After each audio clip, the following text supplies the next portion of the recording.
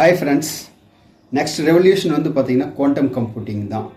Quantum computing படிக்கிறதுக்கு முன்னாடி நீங்கள் கிளாசிக்கல் கம்ப்யூட்டிங்கினுடைய ஆப்ரேஷனை வந்து நல்லா ஸ்டடி பண்ணிக்கோங்க.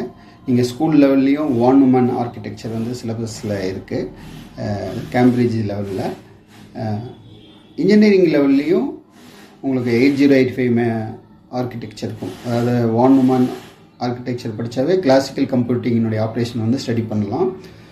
குவாண்டம் கம்ப்யூட்டிங்கில் வந்து மெயினாக நீங்கள் குவாண்டம் மெக்கானிக்ஸ் அதனுடைய பிரின்சிபல் வந்து நீங்கள் ஃபிசிக்ஸில் வந்து நல்லா ஸ்டடி பண்ணிக்கிங்க. ஃபிசிக்ஸ் அண்ட் மேக்ஸ் தான் மேஜராக நீங்கள் கான்சன்ட்ரேட் பண்ணணும் குவாண்டம் கம்ப்யூட்டிங் ஃபீல்டுக்கு போகணும்னா. ஏன்னா ஃபிசிக்ஸில் வந்து குவாண்டம் மெக்கானிக்ஸில் தான் அந்த குவாண்டம் ப்ராசஸிங்கினுடைய ஆப்ரேஷன் ஃபுல்லாக இருக்கும். மேக்ஸில் வந்து matrix, vectors, Fourier transform, so இதில் கான்சன்ட்ரேட் பண்ணுங்கள். ஸோ அப்போ தான் நீங்கள் வந்து அல்காரிதம்லாம் நீங்கள் ப்ரோக்ராம் வந்து எழுத முடியும்.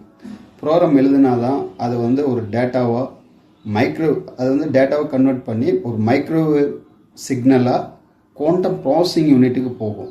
ஸோ கிளாசிக்கல் கம்ப்யூட்டர்லேருந்து தான் உங்களுக்கு குவாண்டம் ப்ராசஸிங் யூனிட்டுக்கு போகும்.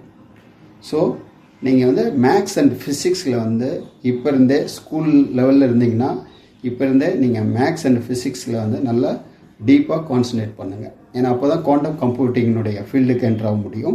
குவாண்டம்